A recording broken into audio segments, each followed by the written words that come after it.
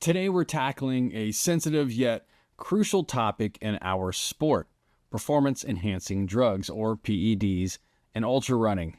I have talked about cheating in general in previous videos on covering the darker side of ultra marathons, but in this video we're going to specifically tackle what I have heard you all screaming about online, and we're going to explore why PEDs are problematic and take a look at real world examples, discuss ongoing controversies, and delve into mitigation strategies with a special focus on the Western States 100 endurance runs zero tolerance policy. So let's go ahead and get started. First off, why are PEDs a problem in ultra running? Well, at its core, ultra running is about endurance, personal challenges, and the spirit of pushing the human limit in a natural way.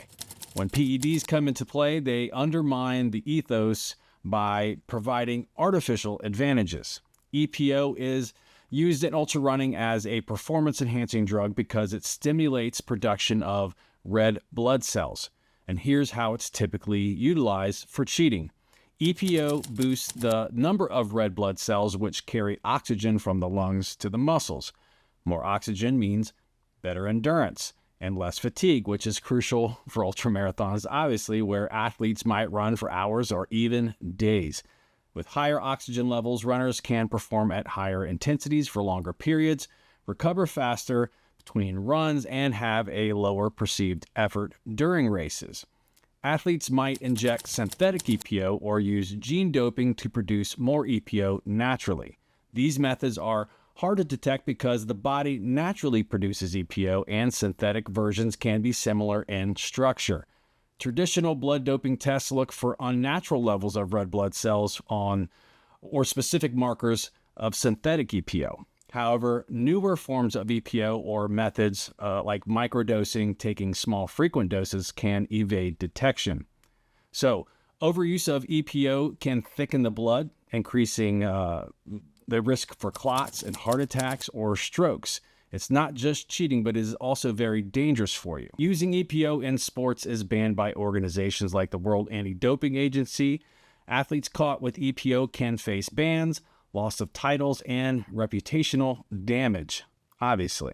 In ultra running, where the sport often prides itself on integrity and the human spirit, the use of EPO undermines this very essence of the competition. It's a serious issue for race directors and race officials who aim to maintain the sport's fairness and credibility. Now let's take a look at some real-world examples. Let's remember the case of Shelby Houlihan that was the U.S. record holder in the 1,500 meter and the 5,000 meter, who tested positive for nandrolone, I think that's it, in 2021. Although this was not an ultra running race, it echoes the broader issue in athletics. In ultra running, we had Gonzalo Calisto. Names are killing me tonight. Testing positive for EPO at the 2015 Ultra Trail du Mont Blanc, and before him, Elisa Desco, who was stripped with her 2009 World Mountain Running Championship title for the same substance. These incidences highlight how PEDs can infiltrate even our niche sport, shaking the trust within the community. Current issues in ultra running include the debate over whether certain substances like marijuana, which some users use for pain management or recovery, should be considered PEDs also. There's also the challenge of testing, and this is where I think the crux of everything is. With races like the Western States 100 implementing strict anti-doping policies, there's pressure on smaller events to follow suit, but the cost and logistics can be prohibitive. You can think about this. All these smaller races are going to have a hard time trying to pull the same type of testing out like you would for like world championships. They just can't do it. You can't imagine all local races or regional races being able to do this, and we've got to find a way around it. I think they can do it by doing with what Western States is doing, but it's going to be hard. And let's not forget the ethical dilemma when athletes use medication for legitimate health conditions that also enhance performance, like asthma inhalers at high altitude. And speaking of strict policies, let's dive into the key points of the Western States Endurance Run's zero tolerance policy. And here's what it entails.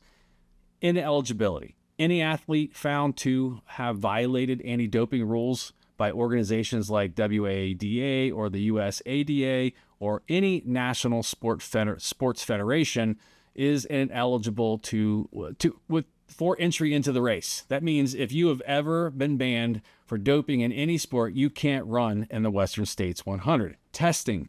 The Western States Endurance Run reserves the right to conduct both pre- and post-competition testing for all substances listed on the current WADA prohibited list. This isn't just a random check, it's a commitment to a clean competition, and I like it. Consequences for all of this. Well, refusal to submit to testing results is an immediate disqualification and a lifetime ban from the race. Well deserved. It underscores the seriousness of their stance, and if selected for testing, you must comply or face a severe repercussion, being banned for life.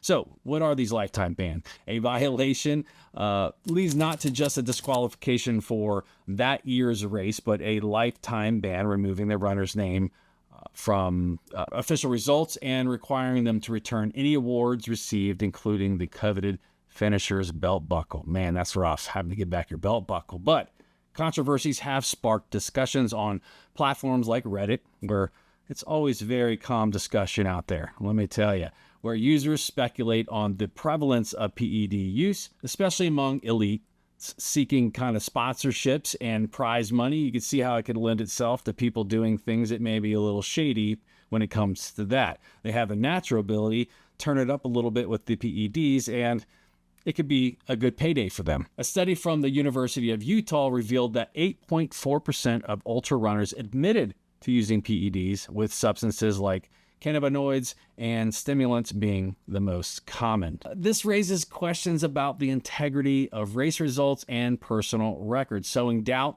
in the minds of fans and fellow competitors. And I see this every day on Facebook and in Reddit. People out there are starting to really question people. So how do we mitigate this? Firstly, we need to educate. That is key. Organizations like the World Anti-Doping Agency provide resources, but we need more tailored programs for ultra running specific rules. Race organizers are stepping up. For example, the Western States Endurance Run now has their zero tolerance policy with pre and post race testing. Also enhancing the athlete biological passport could help track changes over time, making it harder for athletes to use PEDs without detection. This issue isn't going away anytime soon, but staying informed, promoting clean sports values, and supporting fair competition, with doing those type of things, we can keep ultra running a sport of true endurance and spirit. So what are your all's thoughts on PED use? Have you seen it? Is it prevalent in ultra running? Is everyone just up at a roar over nothing? Have you been somewhere where you've seen this? Do you know people? And if you have, are you surprised about it? Let's discuss that in the comments. Don't forget to like and subscribe and click that notification bell for more videos like these and ultra running centric videos. And to continue on in the darker side of ultra running, go ahead and click here and here. Thanks for watching, and I'll see you in the next video. Take care.